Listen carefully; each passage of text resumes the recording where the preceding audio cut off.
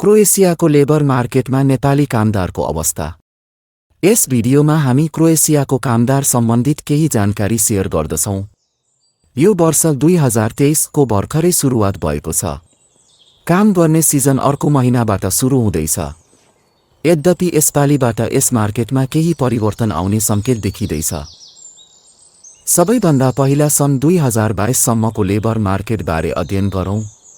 यहाँ 2022 को अन्तसम्ममा जम्मा 448 वटा एम्प्लोइमेन्ट एजेन्सी दर्ता छन्। यो भनेको नेपालमा मेन पावर कम्पनी भने जस्तै हो, जसमध्ये वार्षिक दर्ता अनुपातमा सबैभन्दा धेरै 135 वटा सन् 2022 मै दर्ता भए।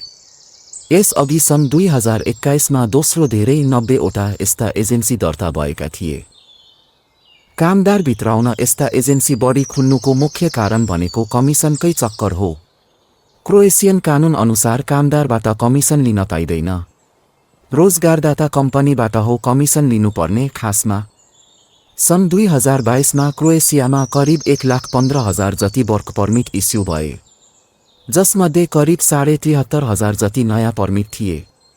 सबैभन्दा धेरै बोस्निया, दोस्रोमा सर्बियापछि तेस्रोमा नेपालीले क्रोएसियाको पर्मिट पाएका थिए।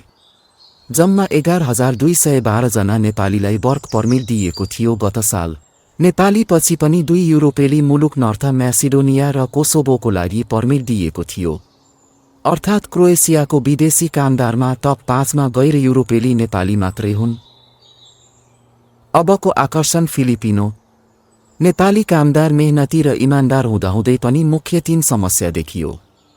नम्बर 1 भगौडा, नम्बर 2 एजेन्टको कमिसन बढी, नम्बर 3 दक्ष भनेर सर्टिफिकेट बनाउने काम फिटिक्कै नजान्ने।